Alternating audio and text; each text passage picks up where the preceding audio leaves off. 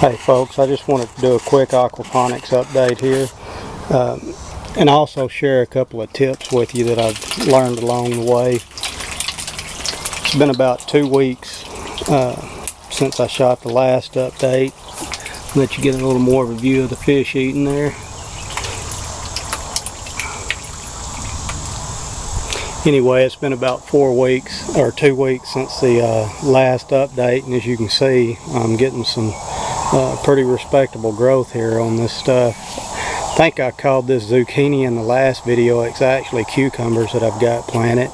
I'm not real comfortable talking on this thing yet and get a little tongue-tied and say wrong things every now and then, but I'm trying.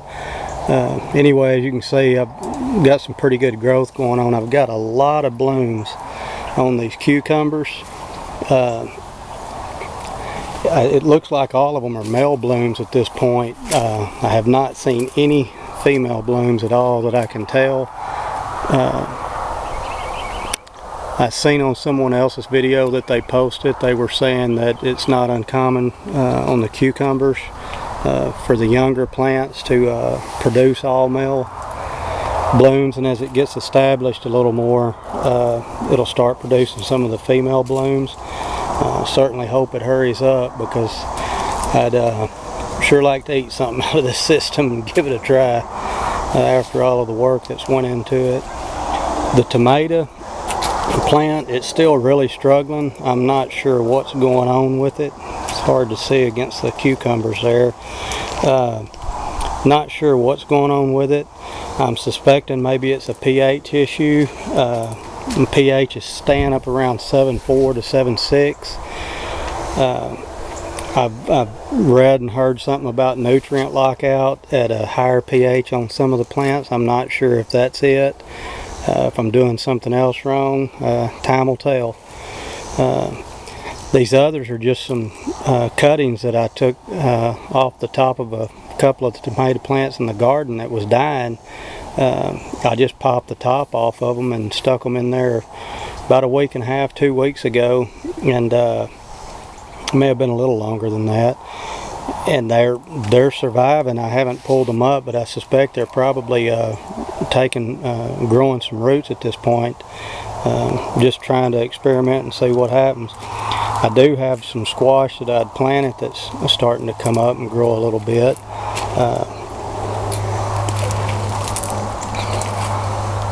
Anyway, a couple of the tips that I wanted to share.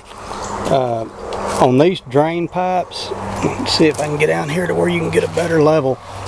It's really important that you don't have any back slope at all. In other words, sloping back toward the barrel or against the way it drains, and having the water build up in the pipe before it's able to drain.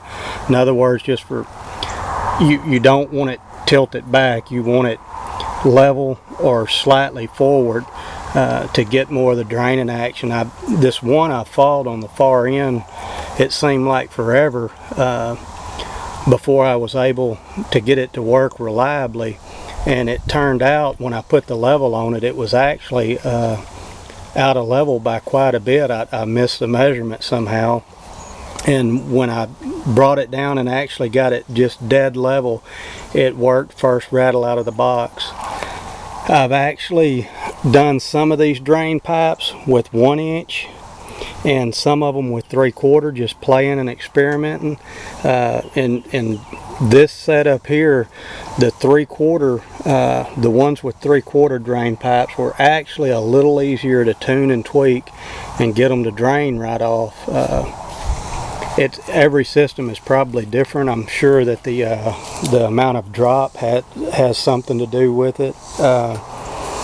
Who knows? One other tip that I wanted to share that might actually save a little bit of money is on the stand pipes in the drain. I see a lot of people using your bulkhead fittings and different stuff. What I was able to do that worked real good for me is to use a male and female adapter with some gaskets or rubber O-rings that I bought from Home Depot. The O-rings that fit the 1-inch adapters real well are these right here.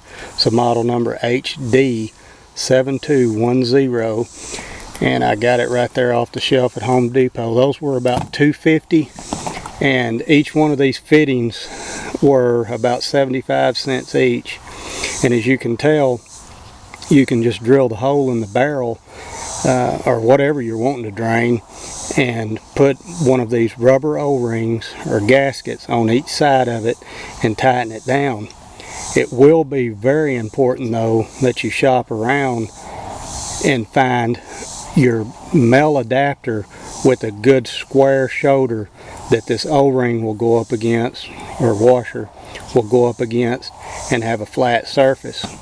If you try to use one of these like this that has a radius, the O-ring or washer is going to push off and not seal. Trust me, I fought that. The other item is you don't have to have a hole saw. You can get a 1-inch paddle bit that will cut this hole near perfect. You may have to take a file and file it a little bit to open it up, but it will be pretty close and work out pretty well. Actually, what I was able to do was, it was tight enough after I filed just a little, I was able to actually thread this on and get even a better seal at that point. One of the other tips I'd suggest, if you're going to use these half barrels as some media beds or grow beds, wait till it's fairly close to time to cut them in half. I don't know if this is going to pick it up real well. It doesn't look as bad on this camera as it does in real life. But when you cut these and they set in the sun at all, they warp and twist up. Now, I'm going to be able to salvage and use these, but it's going to be a little more of a pain in the rear to do it than as if it was fresh cut and good and square. The other thing I'd suggest is don't get the clear ones if you have a choice. If you do, that's fine. You're going to have to paint them because of the algae growth that's going to happen in them if the sun's able to just shine right in them. Get the darker, the blue or something if that's an option. If not, paint it. I will tell you, it's hard to get anything to stick to these surfaces. You got to really sand them well, and then you just got to be careful because it will scratch off, as you can see there. But they're cheap. There's a lot of them out there, so if that's the only option you got, I'd say go for it and try it.